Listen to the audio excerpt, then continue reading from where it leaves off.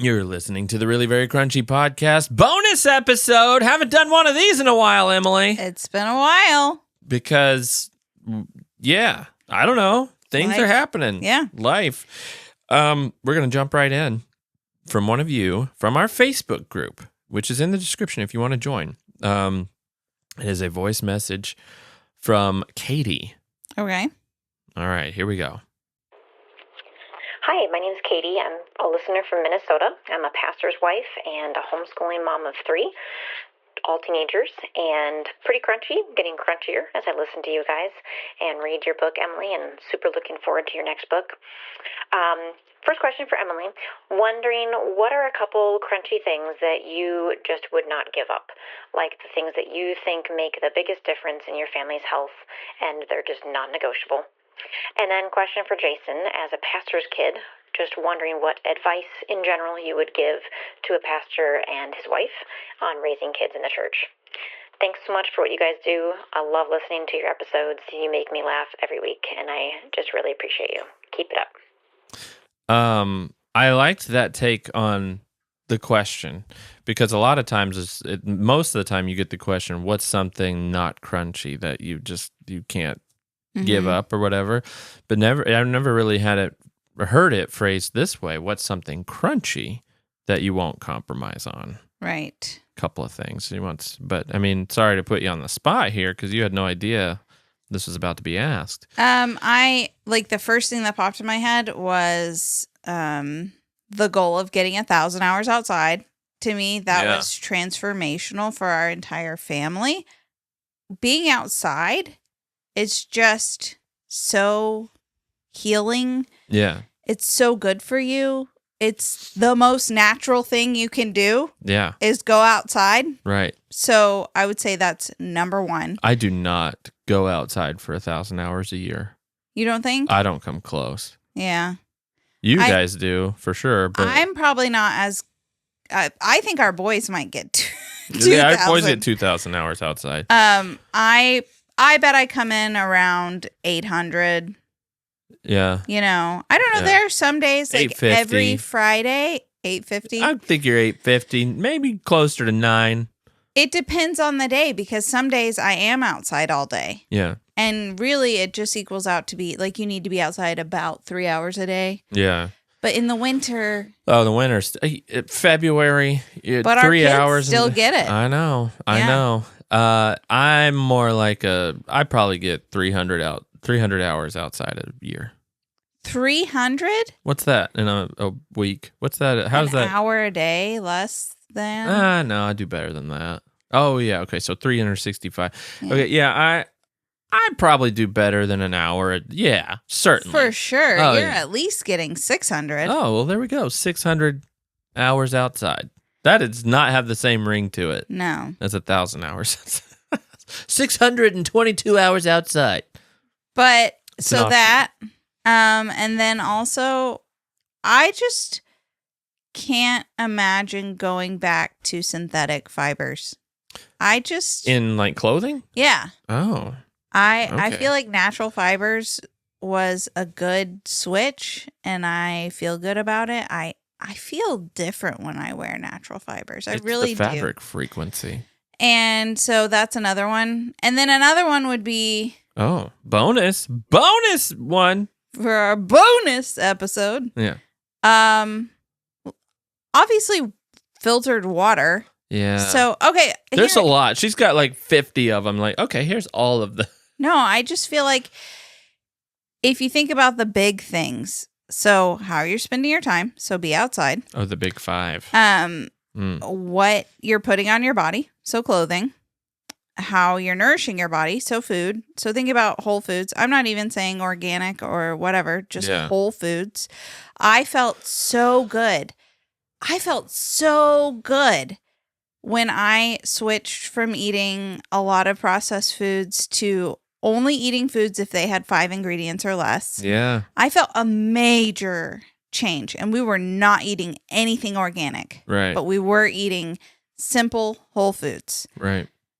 So that one, and then water, like filtered water. Air quality. Don't forget air quality. But if you're outside, that helps. Yeah. But yeah, your indoor air quality for sure. Indoor air quality. Got an air doctor. So, yeah, those are the big 5. I think those are the ones in my book too. Really? Yeah. I think I said. Yeah. But yeah, like just the simple stuff. Right. Honestly, but I'm also not a high maintenance person. So I very rarely even, like, I know I should moisturize myself with tallow, and I do have tallow to do that, but I don't hardly ever moisturize. Yeah, but it's not an myself essential. There's a lot of things that we do, and a lot of things that we, how we live our life in a crunchy way or whatever, that aren't necessarily essential, right? Mm-hmm. Like, I don't know. The products we use and stuff like that. Yeah. To me, it's like, yeah, I think that those are important choices, but also if you're just getting the basics. See, your stance on the clothing one actually surprises me, in that it's not something you would give up. Like you staunchly would not give up natural fibers. I think because I made that decision and I have stuck with it, and there have been times where I wanted something and I thought it was cute, but then I saw that it was like a polyester blend or something. I will do semi-synthetic fabrics or like... low percentage synthetics. No. Like 2% 2% spandex. Yeah, I'll do those that. Are these jeans, like I think they're like 98% cotton or something like that. And then 2%. Okay. The 2% spandex is amazing. Makes all the difference. It's like stretchy and Okay, I will give on that. Yeah. I mean, I have like organic cotton leggings that have 2% spandex. Right. But no, what I was thinking was I'll do modal fabrics, which is like it comes from wood pulp, but it has to go through such a process that it's no longer really a natural fiber. Oh, okay. Yeah. So I would do a blend of that, or even modal. I really like the feeling of modal. I don't even know what modal is. Tencel. Like on a Christmas tree? Tencel. Is that different than what's on a Christmas tree? I think that's an IL. Tinsil. Wow, right? 2 different things that have such a close name. That's crazy. That's nuts. That's the English language. Well, I didn't know there were 2 completely different tensils. That's Weather? crazy. Weather. Yeah, but okay. 2. 2. I mean, I can keep going. There, and there. Yeah, okay, I get it. But like, this is just a straight up noun, though. Tensile. I could be saying it wrong. I don't think so. How else would you say Tencel? Tensile. No. Stencil. I love the feeling of that fabric. I'm blown away that those are 2 different things. Maybe that's like my 20. Is it? Oh, is that the wood pulp stuff? Yeah. Like that's my. That's your 20. That's your 20. Yeah. Yeah. Have we done an episode on just that's our 20? We might have. Maybe. So if we don't remember, look in the archives. I can't. Our episodes are so random. I can't remember. So if we have, let us know if we've done an episode on what's our 20. I think we have. And if we have, let us know. If we haven't, I don't think Tencel was in my 20. Well, it is now. Our 20s have changed. Yeah. And a lot of people would say that doesn't count because it's still like a semi. Your 20 is relative. Yeah. It's what you think is your 20. Anyway, top 1, being outside as much as possible. I think that has changed my life. I feel closer to God. I feel, the evidence of God when I'm in nature is so apparent to me. And it is, I don't know, I just think it's a gift. Nature is a gift and it's so beautiful and people aren't taking advantage of it. A flower. Go look at a zinnia. It's amazing. No, it's I still think gorgeous. It was done by accident. It is so pleasing. It's just beautiful. Random chance. Pick a tomato and just bite into it. The flavor, if you pick berries, oh, it's just incredible. Everything that comes out of nature is just tops. I choose to believe that all of it just happened. And Jason is starting to show interest in identifying plants. He's actually impressed that I identify all these plants all the time. I'm walking around and I'm like, well, look at that. Very impressed. I identified a dragon leaf plant the other day. Close. Is that what it's Green called? Green dragon? Yeah. Yeah. Yeah. So. All right. So for Tell the us, Jason. second part of my part of the question, she is advice for what? Pastors, family raising kids. Yeah. So if you don't know, I and my siblings were a pastor's children. That grammar was great. Tinsel and tinsel. Anyway, yeah. So this is an interesting subject for me to talk about because it sounds when it's the question is phrased this way, because I'm obviously going to highlight what I think you shouldn't do, right? Which makes it sound like I had a very negative upbringing, and that's not true. So I'm not sitting here like talking badly about my parents. Mm-hmm. I can just give a perspective that how do I say this? Of things that you wish they would have done a little differently? Because I can give a perspective from a kid who grew up in it and how you are perceived and how you're treated and why and how it's different. As a non-pastor's kid, I can tell you if other parents also did that. What do you mean? Like if you say something and it's like, well, that's just something parents do. It wasn't necessarily particularly pastor. Really? You're saying that that's true? No, I'm saying if you happen to say something. Oh, okay. I'll let you know. Right. Well, okay, so if that's just normal trauma or if that's PK trauma. Yeah. Well, obviously, I don't know how much of it's like this today. I think people are a little more maybe protected from it than they used to be, but like there is this whole identity of, oh, you're a preacher's kid. So it goes one of two ways. You're either expected to be just this rebellious child that's just crazy, or perfect, and you're held to a different standard. I would always think if you're the preacher's kid, you would be perfect because he's doing everything perfectly. It's one of two, and so there's already that hanging over a kid. Again, probably not as much as it used to be. Yeah, I don't think people care as much. Mm-hmm. And so that's, I don't know if that's still something that you should be aware of. However, and again, I'm not trying to talk badly about my parents in any way, but I think there can be a sense sometimes where there isn't a distinction between your parents' ministry and their parenting. That line merges a lot of times. And I think it's important for a parent to be invested and concerned and interested in their child's spiritual well-being. Every parent should be interested in their children's spiritual well-being. But how you approach that, if you're a pastor or a pastor's wife or whatever, how you approach that with your children, because they see you every week in front of congregations. They see you ministering to people. They see you going to the church. They see you interacting with all of these people who are looking up to you for guidance. They see you in meetings. They see you leading groups. They see you guiding people spiritually. So when you are guiding your children spiritually, your children might not necessarily see the difference between you as their pastor and you as their parent.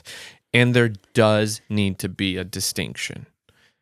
And I don't know how to approach that because I'm not a pastor. And I just know that there were times when I was where I felt that my relationship with my parents, and I'm not saying this was always the case, but that there were many times where I didn't know whether my dad was being a pastor to me or a parent to me.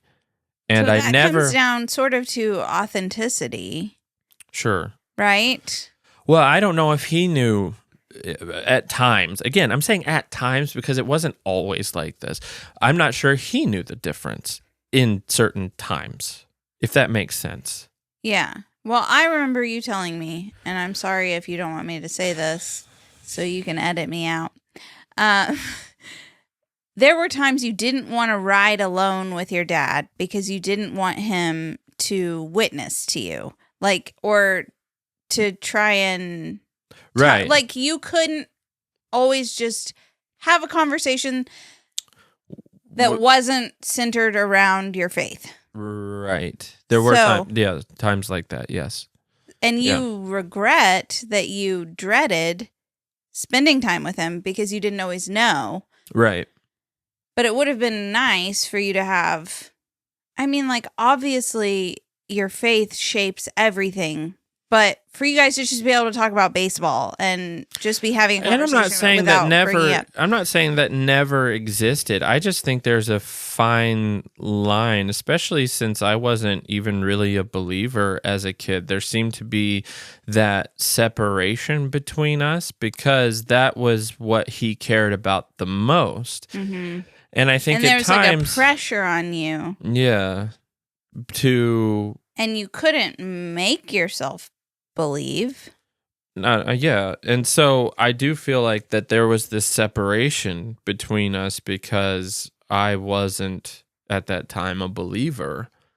And so therefore I was in a way, and he never said this, but it came across this way sometimes, that it came like I was disappointing my dad. Mm-hmm. And I didn't want to face that disappointment. So, yeah, I mean, you have to minister to your kids, but you also have to be a parent who's just silly with them. And again, we had that, but there was a very big, I don't know if I'm dancing around it or whatever, but there was a very big feeling of my dad is also my pastor. Mm-hmm. And to be honest, that part of, I hated that. I didn't reject it. I didn't fight him over it. I ended up being very distant from him. And that's what I regret the most, because I didn't want my dad the pastor. I wanted my dad the dad. Mm-hmm. And I'm not sure he could have done that the way I wanted. And I'm not sure that would have even been best for me. I don't know. Yeah. So, but we were just talking about how a lot of grief that you carry is tied to regret. Yeah, because I lost my parents, by the way. So yeah. So we were just talking about processing grief and how different people process grief, and Jason's grief seems to be tied to regret. Yeah. Particularly with your dad. Yeah. Because you kind of grieve your dad harder than you grieve your mom, not because you didn't love your mom as much or whatever, but you felt secure in your relationship with her or something, like you felt. I will say there was a difference between my relationship with my mom and my relationship with my dad, in that my mom tended to be mom first. Mm-hmm. My mom was mom. Yeah. My mom was mom. My dad was pastor and also my dad. Yeah. My mom was not my minister. She did minister to me as what I think a parent does. I almost feel like, and this may be bad advice, and you feel free to disregard it, but like, I almost feel like there needs to be a separation from job, and I know it's not a typical job, but job and family. Yeah. You treat your family, and if you're a Christian and you're a Christian family, you treat your family as you would if you weren't a pastor, but in a Christian way. Does that make sense? Yeah. You still you lead your kids in devotions, whatever. You still teach them things that that you'd normally do. As if imagine you had a different job, but you're still a Christian parent. How would you raise your kids? I think my personal experience from having the best possible relationship is that you raise them that way. And you also have your job of being the minister to these people of this church. And so to me, between me and my dad, and I don't know if that's completely possible. To me, that was too blended. And at times, though, like I remember you telling me, when your family was introduced to the church or something, you didn't come up to the front because you weren't baptized or you weren't a member. Right, like when we went to a new church. I mean, there's some things that happen. Like one thing I really like about the church we go to now in Paducah is that when a family joins, like the kids in the family aren't necessarily joining because they're little kids and they don't know what's even going on, but their whole family goes up with them, right? Yeah. And it's just because they're just part of their family. Right. They're not necessarily joining. They're not necessarily even baptized or whatever, but they go up with the family as the parents join, whatever. And one of the biggest things that sticks out to me was this church around 2000. When my family moved to that church, they all joined, but I, who was younger and wasn't baptized or anything, and I sat in the back. That is so crazy to me. I mean, and I'm not blaming this on my parents. It's the philosophy of the church. Whatever. I have no idea. I don't know the details. Yeah, but a kid can stand. But I don't want to put my parents in a bad light either. So it's just but it does stick out to me. I was sitting in the back as my family joined the church, and I felt, whether it was true or not, I felt eyes on me. I felt isolated. I felt very embarrassed. Yeah. I felt embarrassed, and that kind of thing really sticks with you when you already are the pastor's kid and you're already sticking out a little bit.